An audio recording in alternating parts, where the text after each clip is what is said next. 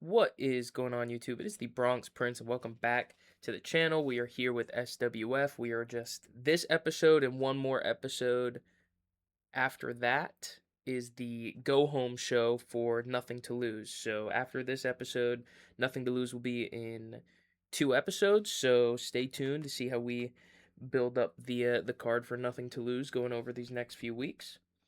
In the pre-show, Forrest Ratzlaff defeats Fro Shore in 10 minutes with the Universe backbreaker. 61 rated match. Pretty good, actually. And then Sick and Twisted defeated Ed James and Zeke Kromstak when Hellion pins Zeke Kromstock. Zeke Kromstock.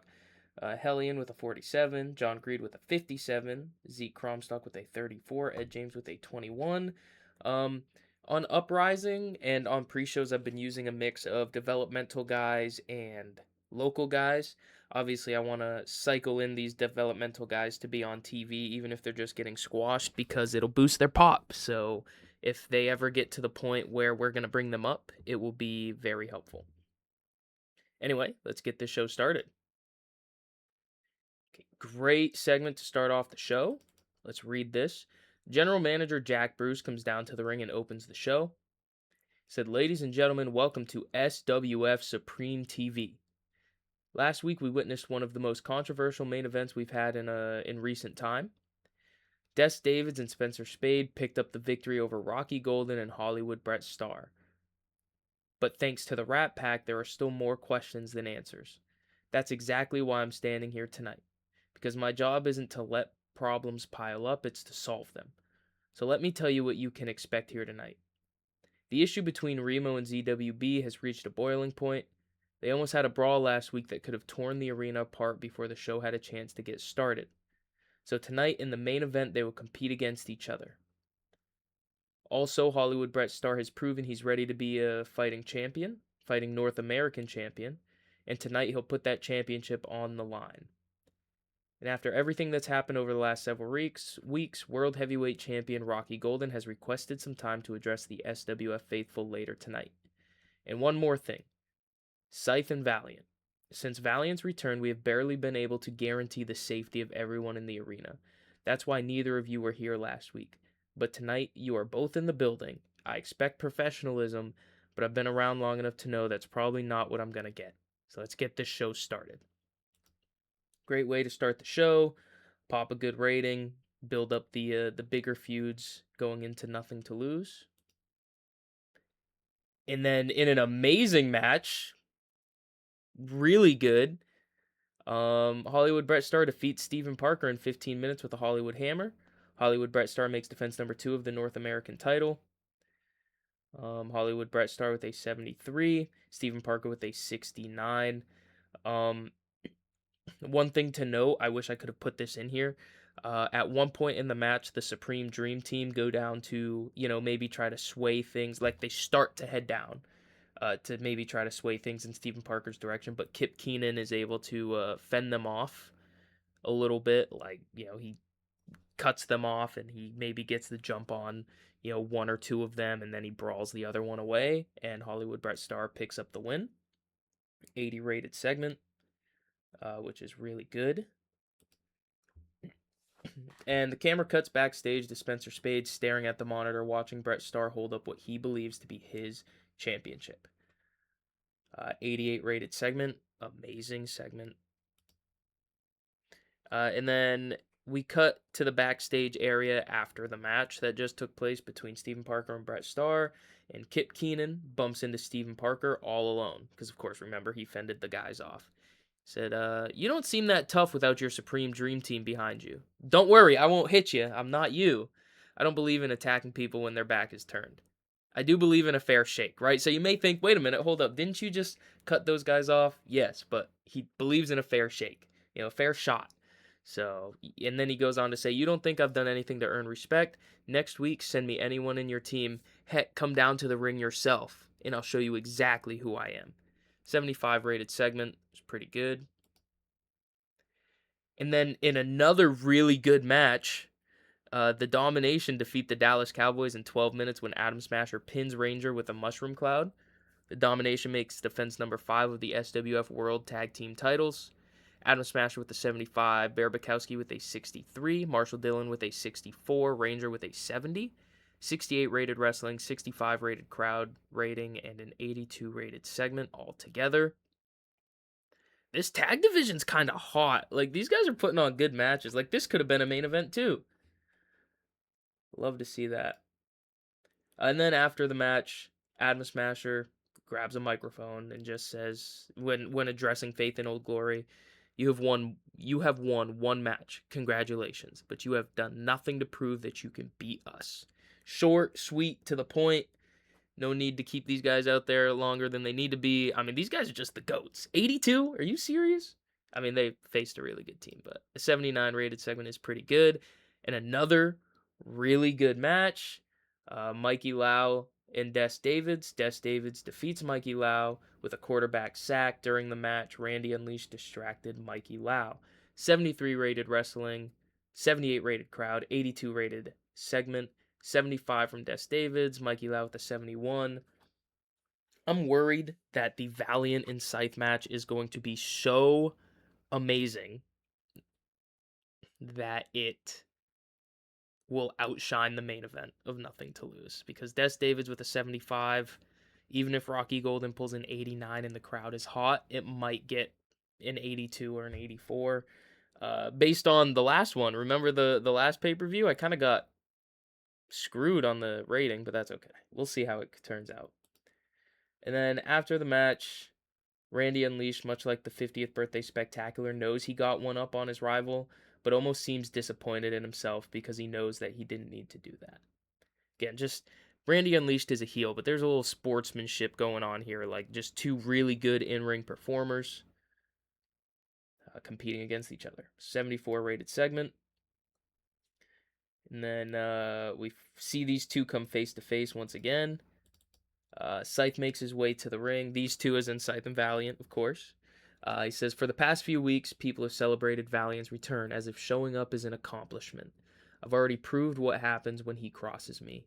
I ended him once, and the next time I get my hands on him, I'll finish what I started. Valiant comes out to the ring, and he just says, you keep saying you ended me, but look at me, I'm still standing. You attacked me because you were afraid of what would happen if you couldn't beat me. Now, you don't have to wonder any longer. And Scythe speaks up and says, you think surviving makes you dangerous? Surviving only guarantees that you suffer twice. Valiant responds with, good, because I'm not here to survive. I'm here to beat you. And they go face to face. The tension's rising. Jack Bruce shows up on stage as the voice of reason. He just says, enough. That's enough. I will give you what you both want, but only if you back away from each other right now. They refuse at first, and Jack continues, nothing to lose. We will have Scythe versus Valiant, but only if you guys step away from each other. They inch away from each other slowly, and security gets in between them. There is no altercation this time, but you could cut the tension with a knife. A 90 rated segment. This match, I think this match is going to be the match of the card, to be honest. I really do. I need to get Valiant in the ring on the next show to kind of see where his in-ring rating's at, hopefully to knock off some rust. Maybe he can wrestle on Uprising too, leading into the pay-per-view. 90 rated segment, amazing. And then Rogue defeated Joey Morgan after using the ropes for leverage. The match was designed to tell a specific story. Rogue with a 69, Joey Morgan with a 68. 69 rated wrestling, 72 rated crowd, 73 rated segment, and Joey Morgan seemed off his game. They do have good chemistry, though, so that's a good note. Good to know. And then Rogue stands tall and grabs a microphone and says, another win, and another guy who thought tonight was going to be his night. People continue to tell me I've lost a step, and as I admitted a few weeks ago, maybe those people are right. But let me tell you all something. Experience doesn't disappear. Instinct doesn't disappear. And the will to do whatever it takes to stay at the top, that will never disappear. Lenny Brown, you bounced back and picked up a win last week. I respect that. But here's another teaching moment. You can have all the talent in the world. You can have these people cheering your name. But when the chips are down and the pressure is on, I will do what you won't. And that's why I'm still standing. And that's why you'll always be one step behind me. 68 rated promo from Rogue. About what I thought it would do. So pretty happy with that. We are gonna get a crazy inflated rating. I mean, these promos are crazy good. This is just a Rocky Golden promo, right? All the other guys are supposed to appear off screen, but that's great. Anyway, see what Rocky Golden has to say. Rocky Golden makes his way down to the ring before the main event. He says, "Every week I walk through that curtain and I'm reminded of what this championship means. Not just my career, not just my legacy, but the careers and legacies of the all-time greats that held this championship before me. Last week, Hollywood Brett Starr and I lost. I'm not going to make excuses. We lost. But I am going to make sure the whole story's told. It wasn't two men standing across from us. It was five. And if that's what it takes to beat Rocky Golden, then I believe I'm doing something right. Des Davids, said it before and I'll say it again. You are one of the best this company has to offer. You pushed me harder than I've been pushing a long time. But there is one thing you still haven't done, and that's beat me when it matters most. If you want another shot at this championship, I believe you've earned it. So at Nothing to Lose, do not bring your A game. Bring your A plus game. Because to walk out of Nothing to Lose the SWF World Heavyweight Champion, you'll have to pry it from my hands. And I do not plan on letting that be an easy task." 98 rated promo. Rocky Golden's the GOAT. Main event time. I think this is Remo's first match in the save, maybe. I don't think I've done anything on Uprising with him. So we'll see what he does. Thankfully, he's in there with ZWB. Hoping for an 80. An 80 would be nice. Okay, I'm happy with this. That's great. In a good match, Remo drew with ZWB in 18 minutes following a double countout. Obviously, this little section here doesn't really do it justice, so in my head, I planned on, obviously, Remo's very intense, very angry that ZWB got the main event against Des Davids 2 weeks ago, and it's kind of more of like a brawl, right? Like, it's not like these guys go for 17 minutes and then they're tuckered out and it's a double count out. Like, these guys are legitimately like going toe to toe, competing very, very hard against each other, and they end up brawling outside. And because Remo's so ticked and ZWB wants to defend, like last week, he's earned everything he's ever gotten, and because they are kind of clashing in that retrospect, like they're very ticked off with each other, so they brawl into the crowd. And in my head, I don't know if you guys remember, back in like 2009, I think it was, like Kofi Kingston and Randy Orton brawled through Madison Square Garden, and it was like one of the best segments on the show, even though it wasn't a match. That's how I picture this draw was. Like, I don't picture the 10 count, the double count out, and then the segment's over. Like, they're still going at it. They're building up for a bigger clash. 83 rated segment. Very happy with that. Remo with a 79, ZWB with a 72. And the show should also do like an 85, I think. Like, the matches weren't, I mean, there were some pretty good matches on this card. The main event wasn't as good as it was last week, but we had a lot of good segments. So let's see what we got. Whoa! Oh my! I mean, it makes sense. We had an 87, 88, 90, and 98 rated segment.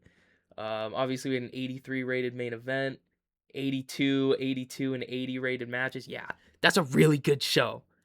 That is a really, really good show. We should see popularity growth, I think, by this point, right? Like, we should grow a little bit in pop. There it is, popping up to an 80 finally.